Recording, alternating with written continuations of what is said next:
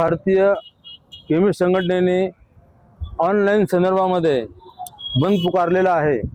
त्याच्यामध्ये महाराष्ट्र राज्य संघटनेने सहभाग नोंदवला आहे। त्याच्यासोबत परभणी जिल्हा पूर्ण हा आज कडकडीत बंद आहे। हा बंद याच्यासाठी आहे की ही फार्मसी ऑनलाईन मेडिसिन्स ह्या डिस्ट्रीब्युशनमध्ये बंद व्हायला पाहिजे। कायद्यानुसार एकीकडे ऑफलाईन व्यवसायाला लायसन्स घ्यावे लागतात, स्टोरेज कंडिशन मेंटेन करावं लागते, पण ऑनलाईनमध्ये कोणत्याही प्रकारची अशी तूर्तता नाही आहे। त्याच्या माध्यमातून बोगस औषधी, त्याच्याशिवाय जे काही बॅन असलेल्या औषधी सुद्धा त्याच्यामध्ये येतात आणि त्याच्यामुळे नागरिकांना त्याचा त्रास होतो।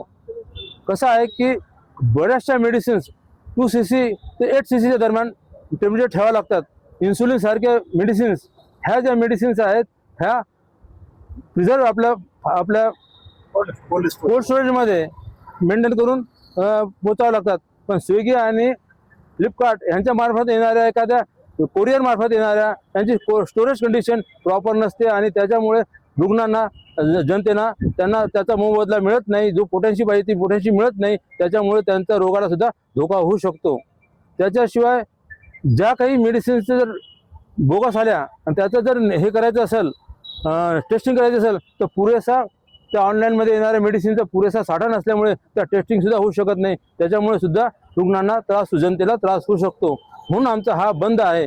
त्याच्यानंतर कोविडमध्ये एक GR काढला होता की ज्याच्यामध्ये मेडिसिन घरपोच डिलिव्हरी द्यायला पाहिजे, पण कोविड संपून आज 5 वर्ष झालेली आहे, तर GRचं कायद्यामध्ये रूपांतर झालेलं नाही आहे। तर असे GR परत घ्यायला पाहिजे। त्या GRच्या मार्फत 10वी 5वी नापास झालेले माणसं डिस्ट्रीब्युशन करत आहे। एकीकडे मेडिसिन देत असताना काउन्सिलिंग करून मेडिसिन द्या असं फार्मसी काउन्सिल म्हणते। तर हा जो काही फरक आहे, ह्या असा भेदभाव नसायला पाहिजे।